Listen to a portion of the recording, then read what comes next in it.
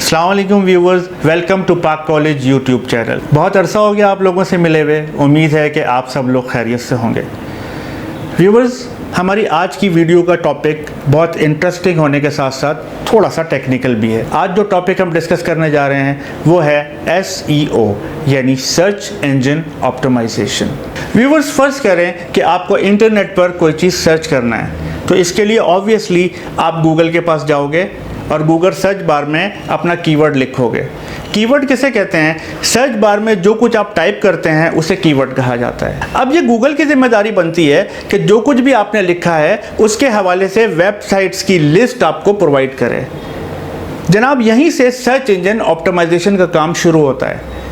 अगर हम ये चाहते हैं कि हमने जो वेबसाइट बनाई है, जब कोई वो पर्टिकुलर कीवर्ड लोड करे तो हमारी वेबसाइट गूगल के टॉप लिस्ट में होनी चाहिए, तो यहाँ से हम सर्च इंजन ऑप्टिमाइजेशन शुरू करते हैं और मुख्तलिफ ऐसे मेजर्स करते हैं जिससे हमारी वेबसाइट उस पर्टिकुलर कीवर्ड की सर्चिंग पर टॉप लिस्ट में आ जाती है। व्यूअर्स, फर्स्ट करें कि आपने एक वेबसाइट बनाई है। अब एक सवाल ये पैदा होता है कि गूगल को कौन बताएगा कि आपने ये वेबसाइट बनाई है? गूगल तो खुद एक वेबसाइट है। तो गूगल ने एक मैकेनिज्म रखा है जिसको वेब मास्टर का नाम दिया जाता है। अगर आप कोई नई वेबसाइट बनाते हैं तो आप अपनी वेबसाइट को पहले वेब मास्टर के पास जाकर रजिस्टर करवाएंगे, अपनी साइट की डिस्क्रिप्शन बताएंगे और फिर गूगल आपकी साइट को देखते हुए, उसके कंटेंट्स को देखते हुए आपकी वेबसाइट को रैंक करेगा और अपनी लिस्ट में जो भी उसको रैंक देना होगा अपनी एल्गोरिथम के मुताबिक उसको रैंक देगा। गूगल का ये एल्गोरिथम किसी के समझ में नहीं आता और ये बार बार चेंज होता रहता है। अगर ये एल्गोरिथम किसी को समझ आ जाए जिसके मुताबिक गूगल आपकी साइट को रैंक करता है, तो फिर कोई भी शख्स जो है वो अपनी साइट को रैंक में ऊपर लेकर आ जाएगा। लिहाजा ये एल्गोरिथम किसी को भी समझ में नहीं आता और गूगल इस एल्गोरिथम को सीक्रेट रखता है और इसको बार बार चेंज भी करता रहता है।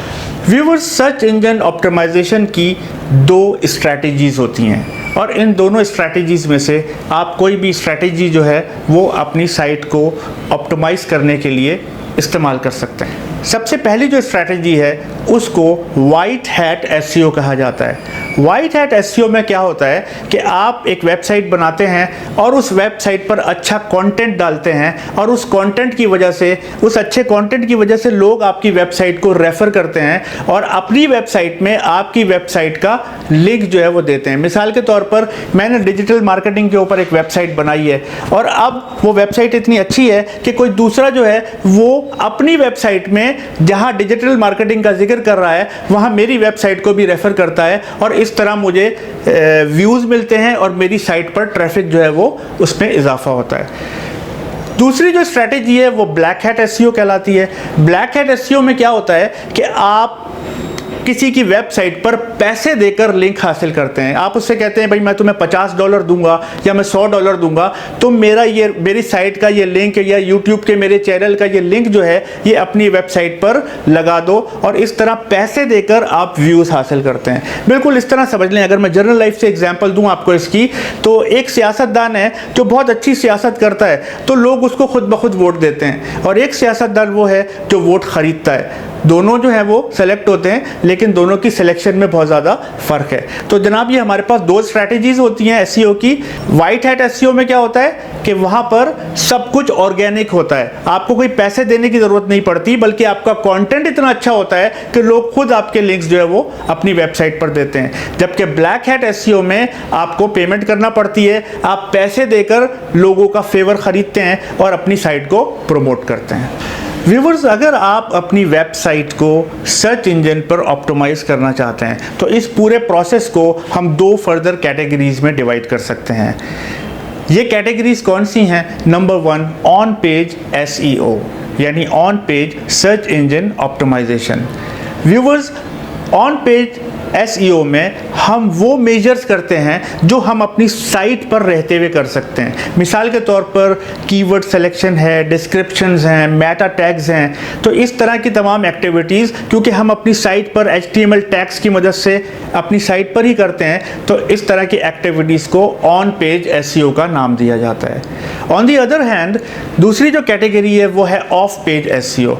ऑफ पेज एसईओ में वो फैक्टर्स आ जाते हैं जिनको हम अपनी वेब वेबसाइट पर रहते हुए कंट्रोल नहीं कर सकते। मिसाल के तौर पर डोमेन अथॉरिटीज़ हैं, सोशल प्रमोशंस हैं, बैकलिंक्स हैं जो हम दूसरी वेबसाइट्स पर देते हैं, जो हम अपनी साइट से कंट्रोल नहीं कर सकते। इन तमाम एक्टिविटीज़ को ऑफ पेज एसईओ का नाम दिया जाता है। व्यूवर्स, एक चीज़ बहुत इंपॉर्टेंट है, जब तक आप गूगल के फर्स्ट पेज पर हैं, जब तक आपकी बिजनेस इंक्वायरीज आती रहेंगी, लेकिन जैसे ही आप गूगल के सेकंड पेज पर जाएंगे तो आपकी बिजनेस इंक्वायरीज आना या तो ख़त्म हो जाएंगी या कम हो जाएंगी। ये कहा जाता है कि अगर आपको मुर्दा गाड़ना है तो उसके लिए बेहतरीन जगह गूगल का सेकंड पेज है, क्योंकि वहाँ कोई नहीं जाता।